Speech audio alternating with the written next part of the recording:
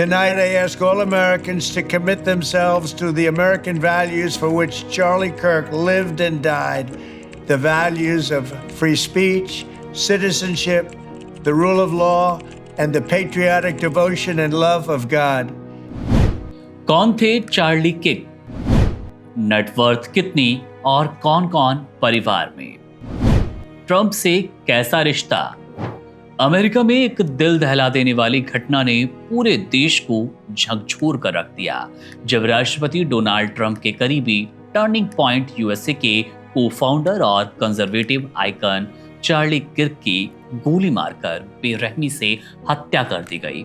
ये भयानक वारदात उस वक्त हुई जब चार्ली यूटा वैली यूनिवर्सिटी में एक डिबेट के दौरान छात्रों को संबोधित कर रहे थे। जैसे ही वे बोल रहे थे, अचानक गोलियों की आवाज गूंजी और सब कुछ थम गया।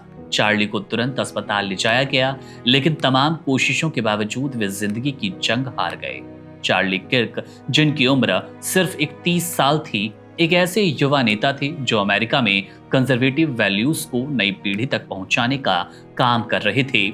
उनकी हत्या सिर्फ एक व्यक्ति की हत्या नहीं, बल्कि विचारों, लोकतंत्र और अभिव्यक्ति की स्वतंत्रता पर हमला है। इस दुखद घटना के बाद राष्ट्रपति डोनाल्ड ट्रंप ने गहरा शोक जताते हुए एक भावुक वीडियो मैसेज जारी किया, जिसमें उन्होंने कहा कि चार्ली किर्क सिर्फ मेरे करीबी नहीं थे, वे अमेरिका की आत्मा थे।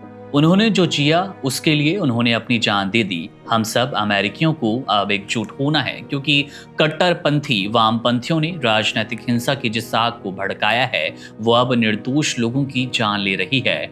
चार्ली की हत्या एक जघन्य अपराध है और ये अमेरिका के इतिहास का काला अध्याय है।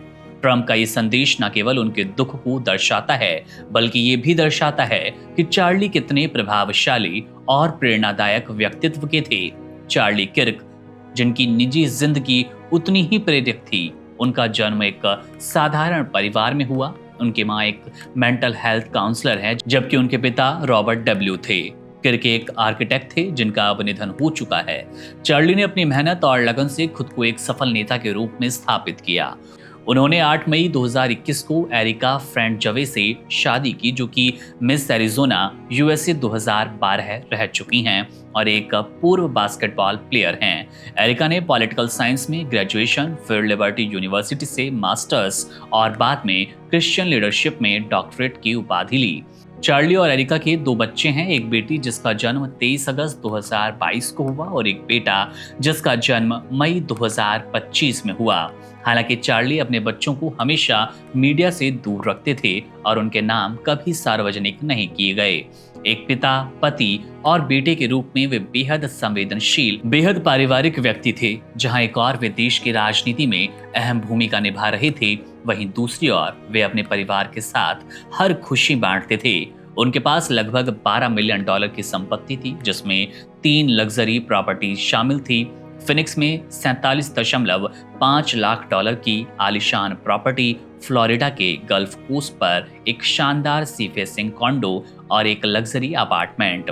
उनके घर का इंटीरियर स्पेन के मशहूर डिजाइनर ने डिजाइन किया।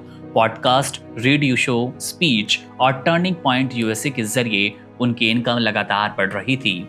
चार्ली किर्क ने न केवल एक विचारधारा का समर्थन किया, वे विचारधारा के प्रतीक थे, बल्कि एक ऐसे इंसान थे जिनकी आंखों में एक बेहतर अमेरिका का सपना था। उनकी मौत से सिर्फ उनके परिवार या समर्थकों को ही नहीं, बल्कि पूरे अमेरिका को गहरी चोट पहुंची। आज जब उनका परिवार टूटे दिल के साथ अपने प्रियजन को याद कर रहा है, अमेरिका को ये सोचने की इस वक्त जरूरत है कि आखिर कब तक विचारों की लड़ाई खून से लड़ी जाए। बहरहाल, आपका क्या मानना है? आप क्या सोचते हैं किर्क के विचारों को लेकर? क्या कभी आपने चार्ली का कोई वीडियो देखा? उनकी जो क्षमता थी मोटिवेशनल स्पीकर के तौर पर, आप कह सकते हैं, विचारों को जिस तरह से वे आमजन, विशेषकर यूथ, युवाओं के बीच प्रस्तुत करते थे, उसको आप कैसे देखते हैं? अपनी राय कमेंट बॉक्स में जरूर दीजिएगा। मेरा नाम है मुकुंद, आप बने रहिए वन इंडिया के साथ। शुक्रिया। Subscribe to One India and never miss an update. Download the One India app now.